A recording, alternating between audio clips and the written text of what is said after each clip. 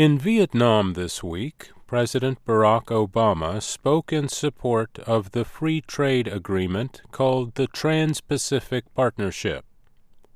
The free trade deal is among the United States and 11 other nations around the Pacific Ocean. On Monday, he said he was confident that the deal known as the TPP will pass in the U.S. Congress. Vietnam is one of the countries included in the TPP. But members of the U.S. Senate, which approves trade agreements, are not so sure. Republican Senator Lindsey Graham of South Carolina said the president was overly optimistic about passage of the deal. There's been a sourness on trade in Congress, he added. Democrats in the Senate also have voiced concerns. Chuck Schumer of New York called passing the TPP a tough lift or a difficult effort. Dick Durbin of Illinois pointed to the lack of support for the agreement among the candidates for president. When you have the three leading presidential candidates of both parties opposing TPP, it's an indication that political sentiment is not in favor of the agreement, said Durbin.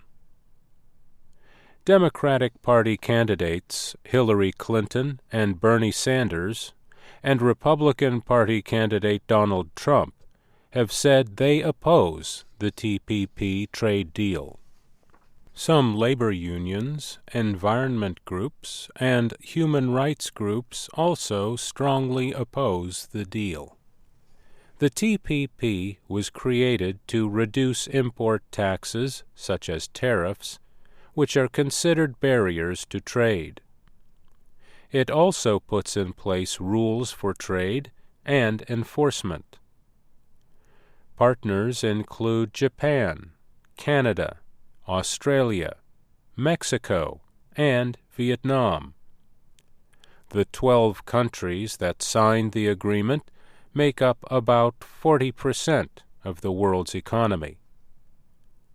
American business groups support the agreement.